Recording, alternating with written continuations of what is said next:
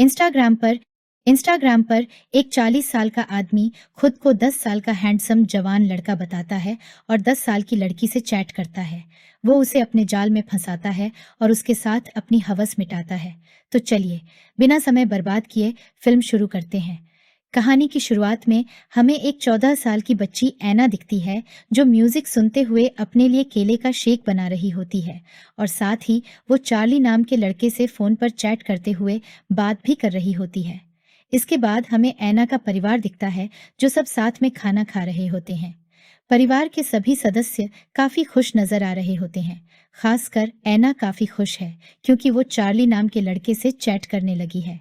Charlie नाम का वो लड़का खुद को 16 साल का बताता है, लेकिन ऐना ने कभी उस लड़के को नहीं देखा है। वो उससे सिर्फ चैट करते हुए ही बात करती थी। ऐना के मम्मी पापा को भी पता है कि ऐना एक लड़के से चैट करती है। लैपटॉप मिलने के बाद ऐना उस लड़की से रात भर चैटिंग करने लगती है।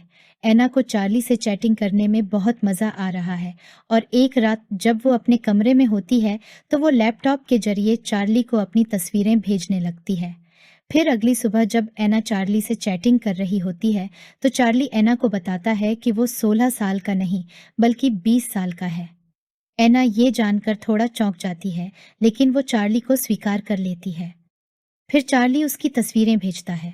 चार्ली की तस्वीरें देखकर ऐना की सोई हुई इच्छाएं जाग उठती हैं, क्योंकि चार्ली वाकई बहुत हैंडसम था। फिर अगली रात पार्टी से घर आने के बाद वो फिर से चार्ली से चैटिंग करने लगती है और उसके ख्यालों में खो जाती है। उसे चार्ली से चैटिंग करने में बहुत मज़ा आता है। फिर अगले दिन जब ऐना चार्ली से चैटिंग कर रही होती है, तो उसे पता चलता है कि वो 20 साल का नहीं बल्कि 25 साल का है। फिर ऐना का भाई ऐना से मिलता है और कॉलेज जाता है। उसके बाद चार्ली ऐना को एक मॉल में मिलने के लिए बुलाता है। फिर हम देखते हैं कि ऐना तैयार होकर मॉल पहुंच जाती है। ऐना बहुत खुश दिखती है। वह चार्ली से मिलने के लिए बहुत उत्साहित है। वह बैठकर चार्ली का इंतजार कर रही है। तभी एक अधेड़ उम्र का आदमी उसके पास आता है। ऐना उससे उसके बारे में पूछती है। वह आदमी अपना परिचय चार्ली के रूप में देता है। वह अपना परिचय चार्ली के रूप में देता है, जो उसके साथ चैट करता है, और वह आदमी लगभग 35 साल का है। इस बूढ़े आदमी को देखकर ऐना की उम्मीदें धराशायी हो जाती हैं। वह बिल्कुल भी विश्वास नहीं कर पाती है कि यह चार्ली है। ऐना सोच रही थी कि चार्ली 20 साल का लड़का होगा, लेकिन वह एक बूढ़ा आदमी निकला। उसके बाद वह आदमी ऐना के पास बैठता है और वह ऐना से बात करना शुरू करता है। वह ऐना को अपनी बातों से बहकाने की कोशिश करता है। यह बूढ़ा आदमी खुद को ऐना का बॉयफ्रेंड बता रहा है और यह आदमी अपनी प्रतिभा से ऐना से मीठी मीठी बातें करता है और उसे मना लेता है। वह ऐना को अपनी बातों में फंसाकर उसे रिझाने में सफल हो जाता है। वह ऐना को अपने साथ समय बिताने के लिए कहता है और दोनों एक रेस्टोरेंट में आते हैं और दोनों खुशी खुशी बातें करते हुए साथ में खाना खाने लगते हैं। फिर यह सब खत्म होने के बाद यह आदमी ऐना को एक ड्रेस गिफ्ट करता है। उसके बाद यह आदमी ऐना को एक कमरे में ले जाता है। यह आदमी ऐना के साथ बैठकर उससे बातें कर रहा होता है। तभी हम देख सकते हैं कि यह सब एक कैमरे में रिकॉर्ड हो रहा है और ऐना को इस सब के बारे में कुछ भी पता नहीं है। उसके बाद यह बूढ़ा आदमी ऐना के सारे कपड़े उतार देता है और उसके साथ अंतरंग होने लगता है। ये सब होने के बाद ऐना अपने घर आ जाती है। अगले दिन ऐना उस आदमी चार्ली से संपर्क करने की कोशिश करती है, लेकिन ऐना का उससे कोई संपर्क नहीं होता और न ही वह आदमी ऐना को जवाब देता है। अब स्कूल आने के बाद ऐना फिर से चार्ली से संपर्क करने की कोशिश करती है, लेकिन चार्ली उसका फोन नहीं उठा रहा था। यह देखकर ऐना रोने लगती है और वह यह सब अपनी बहन को बताती है कि चार्ली ने उसके साथ क्या किया और अब वह मेरा फोन भी नहीं उठा रहा है। यह सब जानने के बाद उसकी बहन स्कूल प्रिंसिपल को सारी बात बताती है और यह सब जानने के बाद पुलिस यहाँ आ जाती है और ऐना को अस्पताल में भर्ती कराया जाता है। और जब ऐना के मम्मी पापा को इस बारे में पता चलता है, तो वो तुरंत अस्पताल आते हैं और फिर एक ऑफिस बॉस दिखाया जाता है, जो इस केस की जांच शुरू करता है और उसे लगता है कि ऐना का शोषण हुआ है, इसलिए वो जांच शुरू करता है और अपराधी को पकड़ने की कोशिश करता है। सबसे पहले वो ऐना के घर आता है और ऐना के लैपटॉप से सारी चैट हिस्ट्री चेक करता है और चार्ली से बात करते हुए उसकी लोकेशन ट्रैक करने की कोशिश करने लगता है। लेकिन चार्ली ये सब समझ जाता है और कॉल कट कर देता है। ऐना के पिता ये सब देखकर बहुत गुस्सा होते हैं और वो बस अपनी बेटी की कल्पना करते हैं कि उसका किस तरह शोषण हुआ होगा, और वो बस उसी के बारे में सोचने लगते हैं। जब ऐना अस्पताल में होती है तो एक डॉक्टर ऐना से सवाल करने लगता है कि तुम्हारे साथ क्या हुआ था, तो ऐना डॉक्टर को सब कुछ बताने लगती है। ऐना डॉक्टर को चार्ली के बारे में अच्छी बातें बताने लगती है, जिसका मतलब है कि ऐना अभी भी चार्ली से प्यार करती है। चार्ली ऐना के पिता की उम्र का था, लेकिन उसके बावजूद भी ऐना उससे प्यार करती है। ये प्यार है।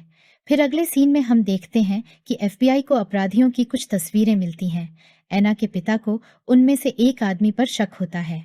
वह ऐना से पूछता है कि क्या वह आदमी उनमें से एक है, लेकिन यह देखकर ऐना अपने पिता पर गुस्सा हो जाती है।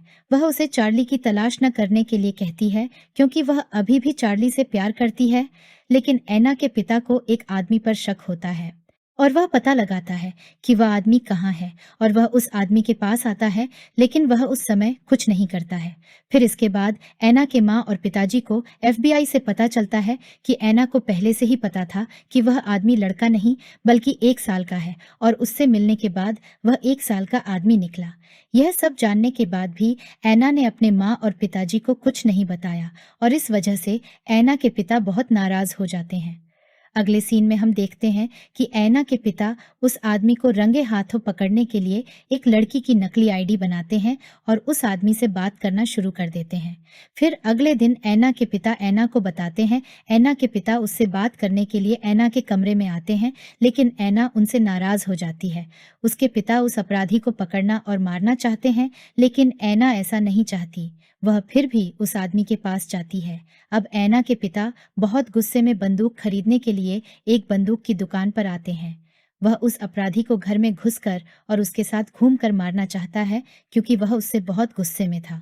तभी एफबीआई को उस आदमी के बारे में पता चल जाता है, और वह ऐना के मम्मी पापा को बताने लगता है कि उस आदमी ने और भी कई लड़कियों के साथ ऐसा किया है, और लड़कियों की रिपोर्ट करने पर पता चला कि उनका शोषण करने वाला एक ही आदमी है, और उस आदमी ने ऐना समेत 3 से 4 लड़कियों के साथ ऐसा किया था। और उन लड़कियों की तस्वीर देखने पर पता चलता है कि वह सभी लड़कियां ऐना से छोटी थीं, और उस आदमी ने उन सभी के साथ ऐसा ही किया था। अब यह सब जानने के बाद ऐना बहुत डर जाती है और रोने लगती है। तब उसे एहसास होता है कि वह आदमी उससे प्यार नहीं करता, बल्कि उसने केवल अपनी हवस मिटाने के लिए उसका इस्तेमाल किया है। अब इसके बाद हम देखते हैं ऐना, जहां ऐना ये सब भूलकर आगे बढ़ना चाहती है, और हम देखते हैं कि ऐना मैच खेल रही है और ऐना के मम्मी पापा वहां ऐना का मैच देख रहे हैं। तभी ऐना के पापा एक आदमी को देखते हैं, और वो सोचते हैं कि ये वही आदमी है जिसने ऐना के साथ ऐसा किया है, और गुस्से में ऐना के पापा उस आदमी को बुरी तरह पीटने लगते हैं। लेकिन तभी उन्हें पता चलता है कि ये वो आदमी नहीं है। अब इस बात से ऐना को अपने पापा पर बहुत गुस्सा आता है, क्योंकि ऐना ये सब भूलना चाहती है, लेकिन उसके पापा ने ये सब करके उसे याद दिला दिया। अब अगले सीन में जब ऐना स्कूल में होती है तो उसे पता चलता है कि किसी ने उसकी फोटो के साथ छेड़छाड़ करके उसे एक गंदी वेबसाइट पर अपलोड कर दिया है। ये देखकर ऐना बहुत डरने और घबराने लगती है, और डरी हुई ऐना तुरंत अपने घर आ जाती है। उसके पापा घर पर होते हैं। फिर ऐना अपने कमरे में आती है। कमरे में आने के बाद ऐना आत्महत्या करने का सोचती है, और वहां उसके पापा खाना बना रहे होते हैं, और उन्हें इस बात की भी जानकारी नहीं होती कि ऐना अपने कमरे के अंदर है। और अपनी पत्नी का फोन आने के बाद उन्हें पता चलता है कि ऐना आत्महत्या करने जा रही है। अब यह बात जानकर ऐना के पापा बिना समय बर्बाद किए तुरंत ऐना के कमरे की तरफ जाते हैं और देखते हैं कि दरवाजा अंदर से बंद है। फिर किसी तरह वो दरवाजा तोड़ते हैं और अंदर जाते हैं तो देखते हैं कि ऐना की हालत काफी गंभीर है, क्योंकि उसने आत्महत्या करने के लिए कुछ गोलियां खा ली थीं। इसलिए उसके पापा उसे तुरंत अस्पताल ले जाते हैं। फिर वो ठीक हो जाती है और अपने घर आकर अपने पापा के पास जाती है, और उसके पापा उससे बात करते हुए रोने लगते हैं। और अब लास्ट सीन में हमें वही आदमी चार्ली दिखाई देता है जिसने ऐना को बहकाया था और उसके साथ बुरा काम किया था। और हम देखते हैं कि उसका भी एक परिवार है, और वो अपने परिवार के साथ खूब एंजॉय करने में व्यस्त है। और इसी सीन के साथ ये मूवी खत्म हो जाती है। अगर आपको मूवी पसंद आई हो तो लाइक ज़रूर करें, और मुझसे जुड़े रहने के लिए मेरे चैनल को